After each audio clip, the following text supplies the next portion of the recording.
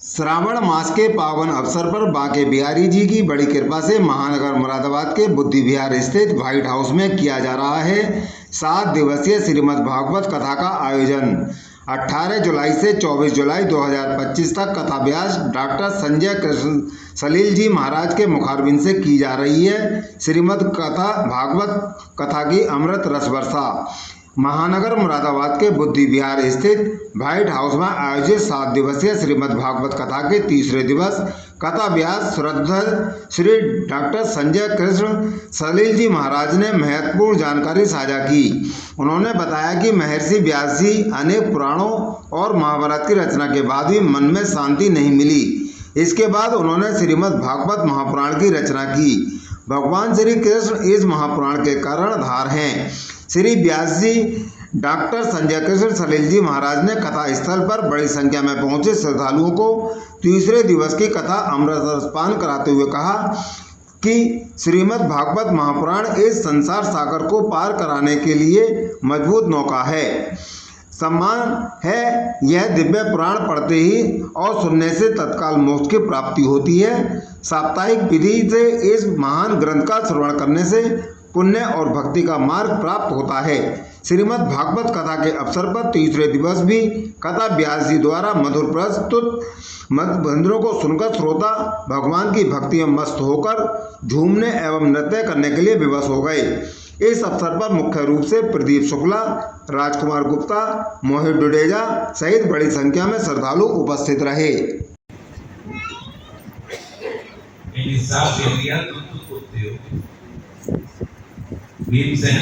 रोटी डाल जाता है तो खा लेते हैं। भागवत में ऐसा आया है घर में पड़े हुए हो। जरा सोचना, जिसको समझाने वाले विदुर जी जैसे हो तो किसकी बुद्धि नहीं खुलेगी। तुम सब कहते हो मुझको अपना परलोक में सुधारना है, इंग्लिश में जाऊंगा, इंग्लिश जाने नहीं देता। आधी रात को चलेंगे तो ठीक है। अब घड़ी में रात के 8 बजे 9 बजे 10 11 12 1 2 विदुर के कंधे पर हाथ रखकर जैसे ही चल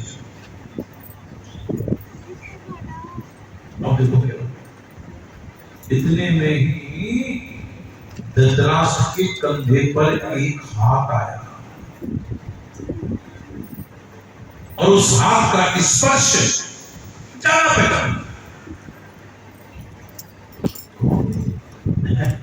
देवी गांधारी गांधारी ने कहा, स्वामी एक बात कहूं? बोले बोलो। बोले आपका मेरा विवाह हुआ, मुझे पता चला कि मेरे पति अंधे हैं, तो मैंने अपनी आंखों पर कपड़े की पट्टी नहीं बांधी, मैंने अपनी आंखों पर लोहे की पट्टी बांधी, जिससे मेरे पति अंधे हैं तो मैं भी दुनिया को नहीं देखूं और महाराज बराबर मानना। अब जिंदगी भर अंधे रहे और आपके साथ में अंधी बनी रही और जिंदगी में पहली बार आप आज आंख वाले बने हो तो मुझे ही छोड़ देगा। और आज आपकी आंख खुल गई, आपकी ज्ञान चक्षु खुल गए और मुझे छोड़ दिया। गलती हो विदुर जी कहते हैं, भाभी गलती मेरी। दोनों को लेकर विदुर जी आए गंगा के तट पर। उस दिन में विदुर में विलीन हो गए और श्री विदुर जी महाराज की यात्रा करने को चले गए। युधिष्ठिर जी को पता है युधिष्ठिर बहुत दुखी हुए, उस समय और भी धाम की प्राप्ति हो गई। भाव श्रद्धा से बोलेंगे, बोले भीष्म पितामह महाराज की जय। पितामह का संस्कार कराया, युधिष्ठिर गद्दी पर बैठे और आज भगवान द्वारका में पधारे।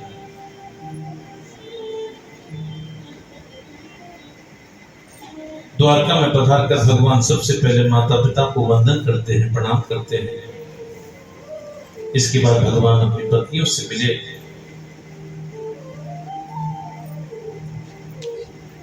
इधर परीक्षित का जन्म हुआ। युधिष्ठिर ने ब्राह्मणों को बुलाया और ब्राह्मणों को बुलाकर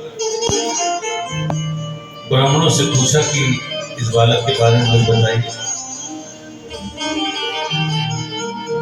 जब घर में बालक होता है, हम पूछते हैं ना, पंडित जी बताओ कि बालक कैसा है, किस पे हल्का, किस पे भारी,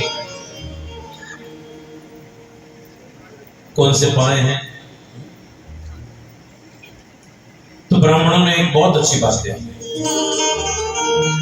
बोले महाराज इस बालक की विशेषता यह है कि आप में से कोई नरक में नहीं जाएगा।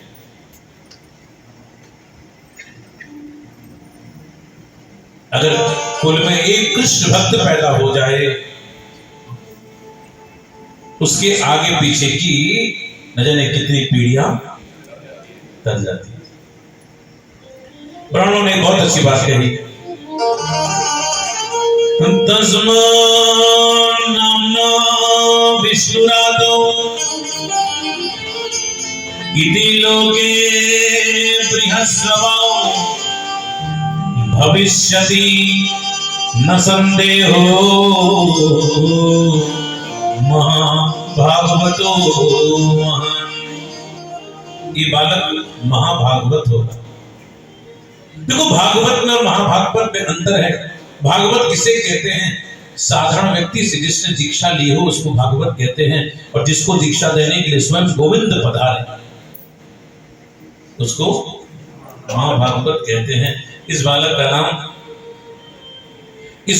नाम विष्णुरात होगा। एक नाम परीक्षित भी पड़ा। परीक्षित क्यों पड़ा ये भी सुनी। जब ये पैदा हुए ये रोते बहुत थे, ये रोते बहुत। किसी अनजाने व्यक्ति की गोदी में जाते थे, एक बार तो चुप हो जाते थे, उसके बाद फिर रोने लग जाते थे। युधिष्ठिर बहुत दुखी थे कि बालक रोता बहुत है। एक बार युधिष्ठिर के कहने पर स्वयं मेरे गोविंद हस्तिनापुर में पधारे। जैसे जैसे परमात्मा के चरणों पर पुष्प चढ़ाते हैं, ऐसे ही युधिष्ठिर ने उस बालक को भगवान के चरणों में रख दिया। और जैसे ही भगवान के चरणों में जैसे उस बालक को रखा, और बालक जो है खिलखिलाकर हंसने लगा, मैंने पा लिया, मैंने पा लिया, मैंने पा लिया। क्या पा लिया? ये रोता क्यों था, हंसने क्यों लगा? देखो मैंने आपको कल बताया और अभी भी मैंने बताया आपको कि भगवान के अंगों से तुलसी की सुगंधी महामा बहती रहती है। और जब भगवान उत्तरा के घर में जब बचाने के लिए इस बालक को गए, तो तुलसी की सुगंधी का आस्वादन उस बालक ने मां के गर्भ में किया। अब जिस तुलसी की सुगंधी का आस्वादन गर्भ में मिला, अब उसी सुगंधी को बालक बाहर ढूंढ रहा था, और जिसमें वो भूखता था और नहीं मिलता तो बालक रोता था। और आज भगवान के चरणों में जैसे गिरा, मैंने पा लिया, मैंने पा लिया, मैंने पा लिया। ये वही सुगंधी है जो मां के गर्भ में थी, इसलिए उसका नाम परीक्षित पड़ा। ब्राह्मणों ने बहुत चर्चा की। इधर श्री विदुर जी महाराज पधारे। युधिष्ठिर ने कहा, काका जी आपको तीर्थों में जाने की जरूरत क्या है? आप तो स्वयं तीर्थ स्वरूप हो। तीर्थी कुर्वन्ति तीर्थानि स्वान्तस्थेन जगाप्राप्त। देखो जिस स्थान पर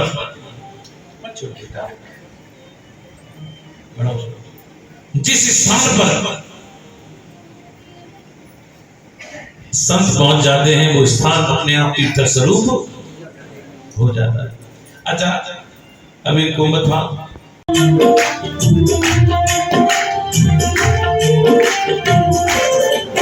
बस इतनी तमन्ना है, बस इतनी तमन्ना है, श्याम तुम्हें देखूं, घने श्याम तुम्हें देखूं, श्याम तुम्हें देखूं, घने श्याम तुम्हें देखूं।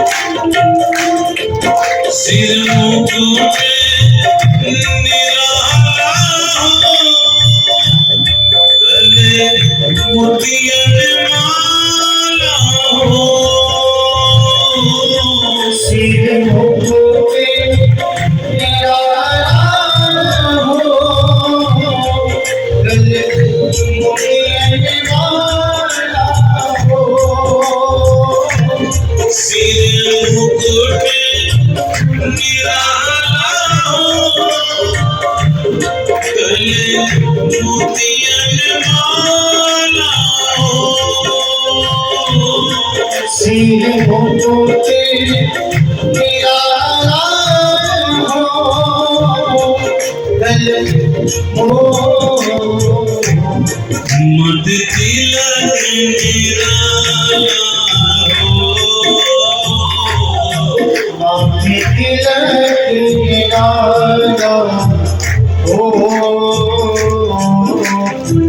श्याम तुम्हें देखूं घर जाम तुम्हें देखो शाम तुम्हें देखो घर शाम तुम्हें देखो बस इतनी तमन्ना है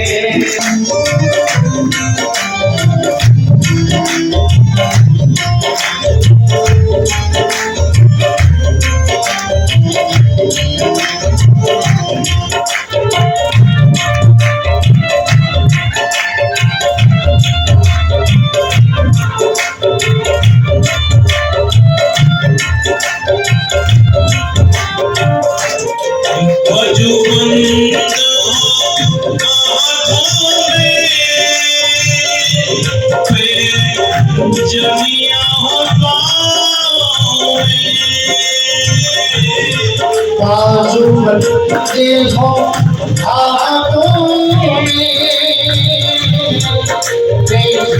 जलियां हो पाँव में बाजू बंद हो आँखों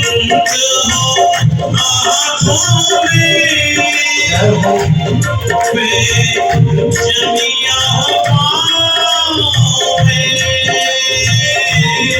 बाजू बनते हो हाथों में जलियां हो पाँव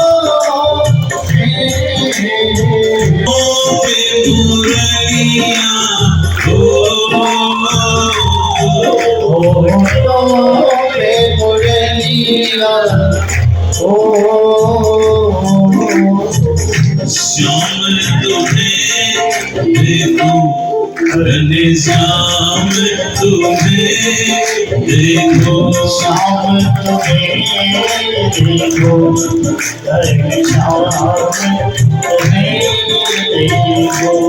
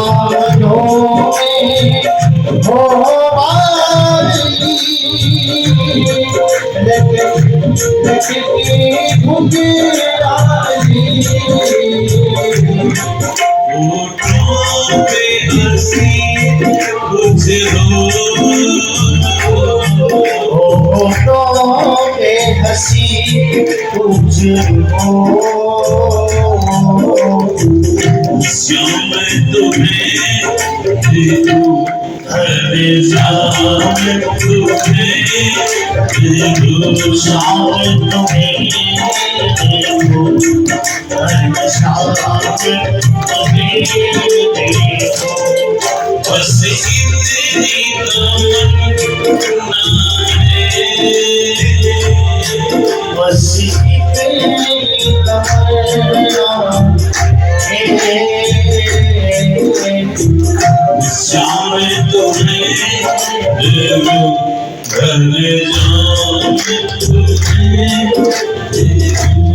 हर निशान तुम्हें